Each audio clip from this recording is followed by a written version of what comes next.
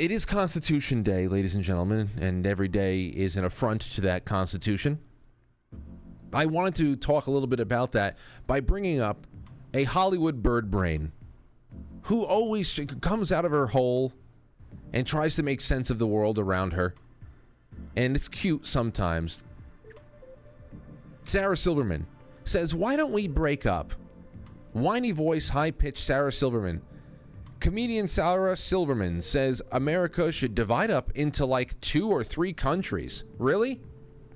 Really? Who wants to tell her? Who wants to tell the bird brain?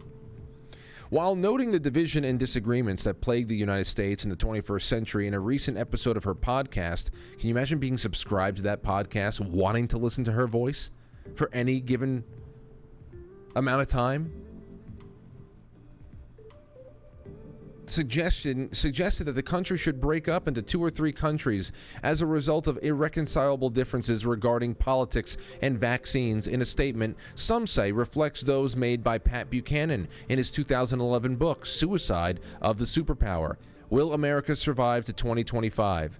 In an excerpt of the podcast posted to Twitter, Silverman said, I mean, this may be a negative thought or a positive one, I don't know. Well, let's listen to her. I mean, this may be a negative thought, or maybe a positive one, I don't know, but if people aren't getting along, like in relationship, they break up, you know? So like, why don't we just finally just realize that these states aren't working and like divide up into like 2 or 3 countries?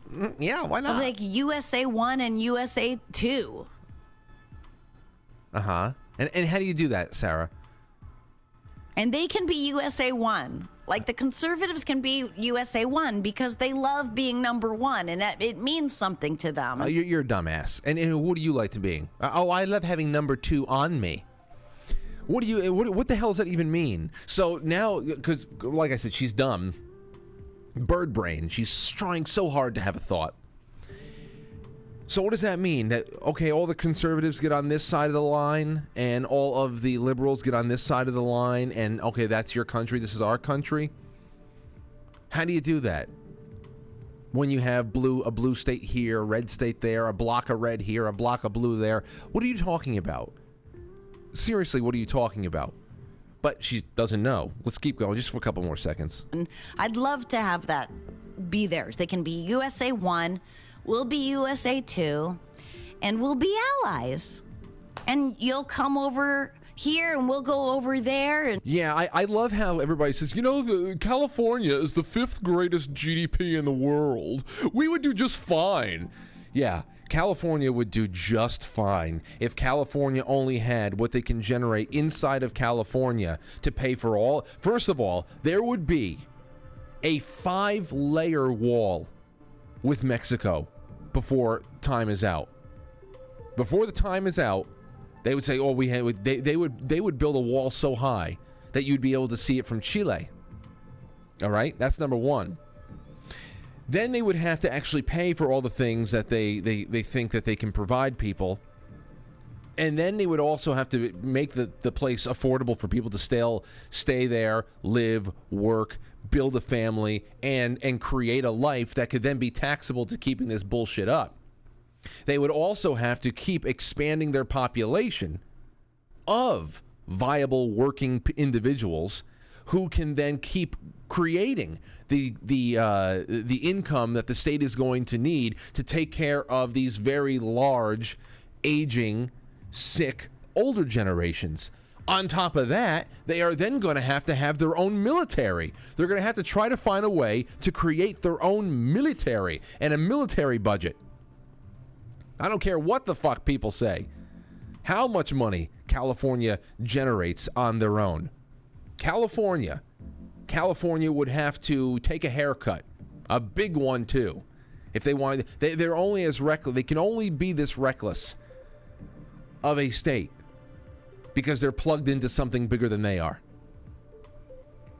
But what is she talking about?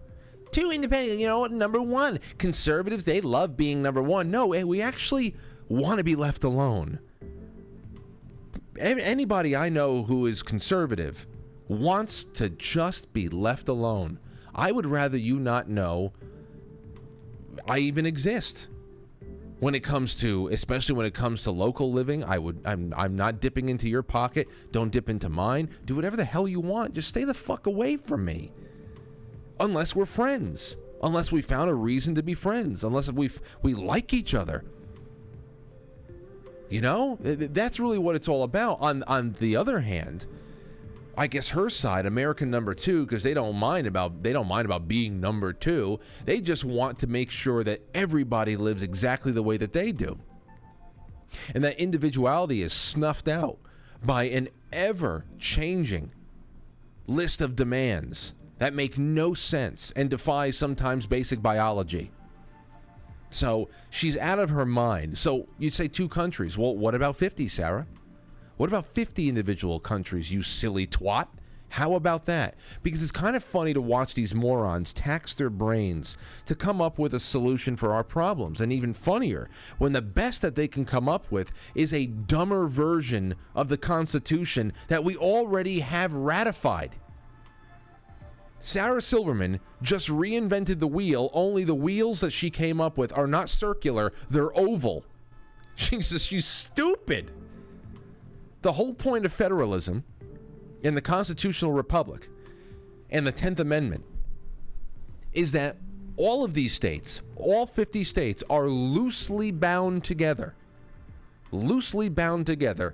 And outside of these joined interests of national defense and international trade have nothing to do with each other. Nothing. What you do in California is as if California is its own country. But you don't have to worry about military expenditures. You don't have to worry about who's going to negotiate international trade deals on your behalf on the planetary scale. They don't understand. They don't understand. They never did. They never had a shot. This is why it's so hilarious to listen to leftists, and the vast majority of them aren't even a hair more educated than Sarah Silverman. It's hilarious to listen to them when they get into these shouting matches over who they believe to be traitors. Oh, he's a traitor. Trump's a traitor. This one's a traitor.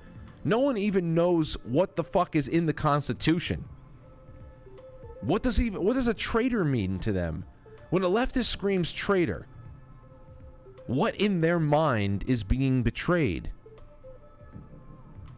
If I was going to pick something off the top of my head, it's probably just more of their feelings being hurt again, because they have made a business out of denouncing everything that is America, from its history to the founding documents. They obviously don't know what the fuck's inside of it. If she can come up with this, reinventing the wheel, but having it be an oval instead of a circle, a stupid idea.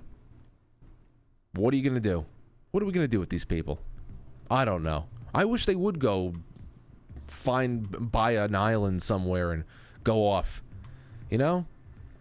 I'm sorry to all of our friends in Hawaii, but I wish that they would all go to Hawaii. The last one that shows up in Hawaii would be Hank Johnson, and that would be the person that makes the whole thing capsize. I don't know. They are so dumb. So dumb. What are we going to do?